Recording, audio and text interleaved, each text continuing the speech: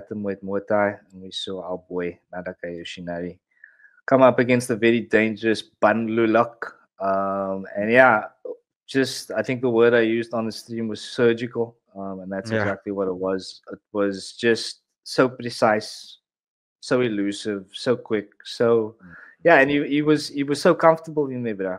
Yeah. He did have a couple of shots landed on him, which he did eat very well. Let's Mm. remember that. But yeah, he was pushing the pace, bro. It was his fight. He was engaging when he wanted to engage. He had Bundle Lock biting on his feints throughout the entire fight. And yeah, Bundle Lock just couldn't get any offense going. And I did see, because remember they made this bet that we also did discuss on the stream yesterday. Mm. And this is from our boy Tetsuya on X, CM1 Warachai. Very disappointed with Bandelok's performance last night. He said that losing the 2 million baht bet wasn't a big issue because there's always winners and losers in the sport. However, and this is what I want to highlight, Bandelok fought Mm. like he was scared of Nadaka. There was no sense of urgency, even when he was clearly down on the scorecard. So, PG, is that a fair statement? Would you agree with that?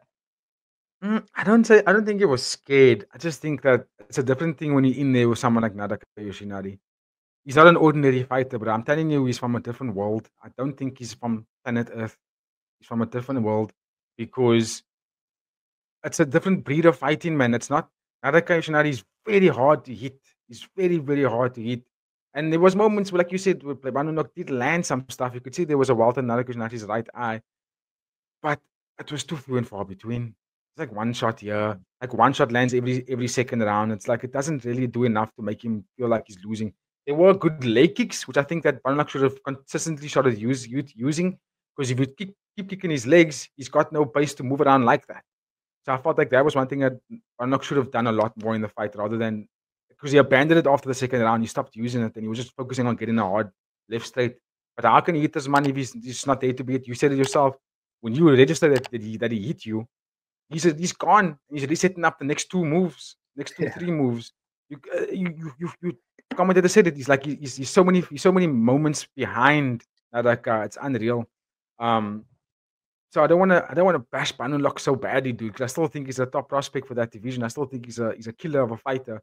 I just think the reason why he looked like he was scared is because he had a hard time tracking down. Nadaka Yoshinari was throwing stuff at him and moving and fighting stuff at Banunlock that basically froze him.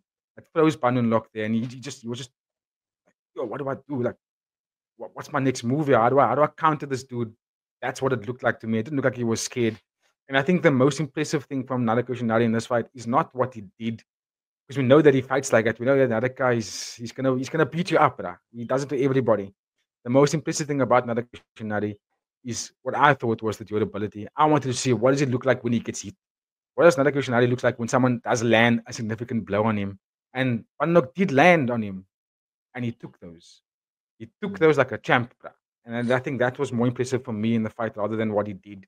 Because I kind of expected him to do that. To be honest, I was like, he's gonna style on this, bruh, and that's exactly what he was doing. But what are you gonna do when the power punch like Panulok does land? And dude, it didn't change anything for Nadaka Yoshinari. It didn't change any game plan. If anything that did change from Nadaka Yoshinari was the way that he retreated after strikes was different as the fight went on. He changed up his retreat a little bit differently, and now he came back into stance. Versus in the first round, he was a little bit reckless. Like he stayed in the pocket a bit longer. Whereas in the second round and third round, he would land and then he would move out of the way. Whereas in the first round, he would land and then he would stay there to see if he can counter something. So he changed that up as the fight was going on. But yeah, again, just an impressive performance, and then does set him up for a title shot, in my opinion, in Japan, Mm. November 16th. Yeah, I think it's very hard to argue against that now. And in Japan, I mean, what more do you want? So Yeah. yeah, let us know your thoughts in the comments, ladies and gentlemen. How impressed were you here with Nadaka Yoshinari? PG, any other thoughts on this one before we move?